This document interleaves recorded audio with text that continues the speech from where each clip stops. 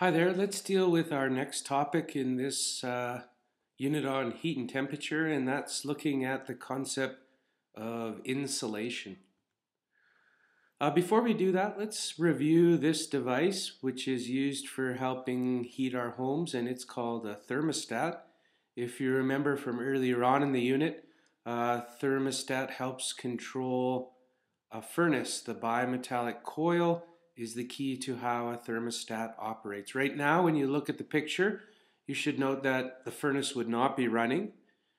These are the electrical wires that go to the furnace in the basement, and there is a gap or air or a space between the two electrical contacts. So electricity is not flowing. However, in the wintertime, this coil is going to start to contract or get smaller. And what that's going to do is it's going to cause the glass tubule, when this coil gets smaller, to tilt, and the mercury will slide down and it will cover up the electrical contacts, turning the furnace on. There are two ways that we typically can heat homes. One way is a little older and requires a bit more energy, and it's called hot water heating. So in the basement, your furnace will heat up water in a boiler, and the hot water will be pumped to different floors to these radiators. The radiators let the hot water through. The hot water then heats the air in the room through convection currents, and then the cold water comes back to be reheated. This method seems a little bit redundant in that why heat water that then heats the air? Why not just heat the air directly?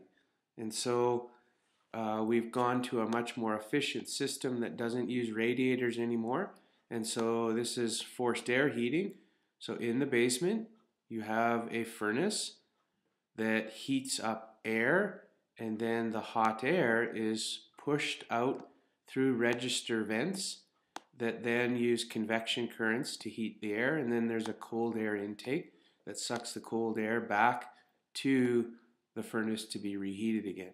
Much more efficient system so that we don't have to worry about heating water. You should be aware where would we put the register vents? If we put the hot register vents up here next to the ceiling, then the hot air doesn't get down and circulate properly through the room. Same with the cold air intakes. If we put a cold air intake here, that would be sucking back mostly hot air because we know hot air rises. So it's important for the cold air intake vent to be on the floor and the hot air to be on the floor. Let's talk about solar heating, because there are two types of solar heating that you need to be aware of. Something called passive solar heating and active solar heating. Passive solar heating are just houses that have windows that are strategically placed so that it maximizes exposure to the sun. And so on Earth, above the equator, which is the northern hemisphere, the sun rises in the east and sets in the west, but it comes out of the south. So if you were building a house that was passively solar heated, you'd want to make sure your windows were south facing. However, if you're in the southern hemisphere below the equator, like Australia, you'd want to make sure your windows were north facing. The sun rises in the east and sets in the west, but it comes out from an angle from the north if you're in the southern hemisphere. Let's look at active solar heating. It's a little more complicated. Most active solar heated homes will have a solar panel on the roof or a solar collector, and then a series of pipes underneath there. And underneath the pipes, the solar collector amplifies the sun's energy, heats up the liquid inside the pipes. This liquid is usually water or some antifreeze like ethylene glycol. The reason these two substances act good for that is that they absorb and hold on to heat well. They have what's called a high heat capacity. Once they're heated up, they stay warm for a long time. So a high heat capacity.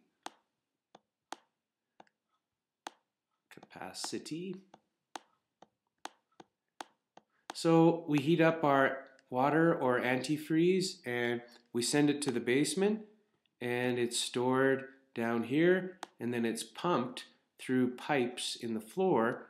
The hot liquid then heats the air through convection currents. It's pumped back to the device and then up through the roof to be reheated again. So active solar heating works okay at nighttime because it stores up the hot liquid that you've used the solar collector. So active has moving parts to it. Passive, which means not moving around, has no moving parts. Let's talk about cooling systems. When our body sweats, the evaporation of the liquid from our skin causes us to cool down. And that's how cooling systems work. What happens is there's coils inside our fridge at the back or inside that basically evaporate and cause a lot of the heat to be sucked out of the fridge, and then that heat is dissipated in the back through this. Let's talk about the term thermal conductivity. Thermal conductivity has to do with how good something is at conducting heat, and it's a number we give to say how good it is at doing this. So it shouldn't surprise you that air has a low number for thermal conductivity. Air has lots of spaces between the particles. It's a poor conductor, so it's not very good. It shouldn't surprise you then that metals are high thermal conductivities because we know metals have particles that are close together and therefore good at conducting heat. Another term we use, but not to say how good it is at conducting heat, but the opposite, which is how good it is at insulating, and that's R values. RSI is another way of saying this. R stands for resistance. The SI is our metric system. So the R value of a substance is how good it is at insulating. And so it shouldn't surprise you that aluminum is at the bottom of this list with a very low insulating number. And things with lots of space between their particles, which make it a poor conductor and therefore a good insulator, are higher. Polyurethane,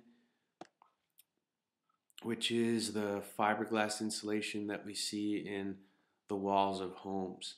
Now these are all based on 1 centimeter of the substance. So if you had a wall that was 2 centimeters thick, you'd have to multiply by 2 depending on what substance it was. Here's polyurethane, and you can see it's got a fairly high R value. It's basically fiberglass insulation. What makes it so good is it's fluffy and it traps air inside to make it a good insulator. This little trick that they're showing you here, this guy heats this red balloon and it blows right away. This other balloon, you can see it's kind of slumped over. That's because it's got water in it, and you can heat that balloon for a few seconds and it won't blow because the water helps suck the heat away from the plastic in the balloon. We did this lab. This was an experiment to determine whether cotton socks or wool socks were good at insulating when wet. And so here's the data table, and you should have found out that maybe these both started at 60 degrees Celsius and the wool started at 60. By the time you were done, the cotton sock would have been down to maybe 30, but the wool sock would have held in its heat a lot better, about 40. And the reason the wool only cooled down for about 20 degrees, whereas the cotton sock cooled down almost 30 degrees, is because wool has lots of fluffy fibers that trap dead air in, and it's a better insulator. Let's talk about how heat loss from a house. Lots of heat's lost from the roof and the windows, and then cracks or drafts in the doors and underground, and then the walls. So how do we keep our home from losing heat? We put fiberglass insulation into the roof. We fill the cavity in the walls with foam to reduce heat loss. We double glaze the windows so that they're 2 panes thick. And we have draft to help prevent that. Solid concrete floors. And so that's my thing on insulation. Let's look at this video about an earlier concept about the difference between heat and temperature.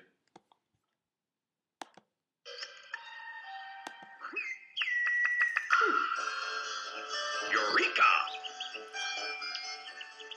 The story so far. When the degree of hotness or temperature of something goes up, its molecules go faster and it expands. This expansion can therefore be used to measure temperature itself.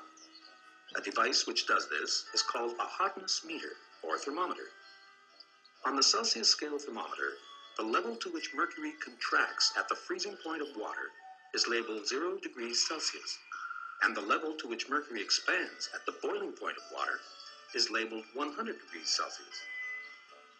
And now, temperature versus heat.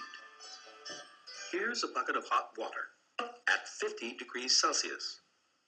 And here's a cup of freshly boiled water at 100 degrees Celsius. In which of these two containers are the water molecules moving faster? The bucket or the cup? That's right, because the degree of hotness of the water in the cup is much higher than the degree of hotness of the water in the bucket. And the hotter something is, the faster its molecules move. Would you say, therefore, that there's more hotness in the cup than in the bucket? In that case, if the water in your swimming pool is just a bit too cold for you, you'd be better off emptying the cup full of boiling water into it, rather than the bucket full of water at the lower temperature, wouldn't you? Or would you? You don't seem so sure.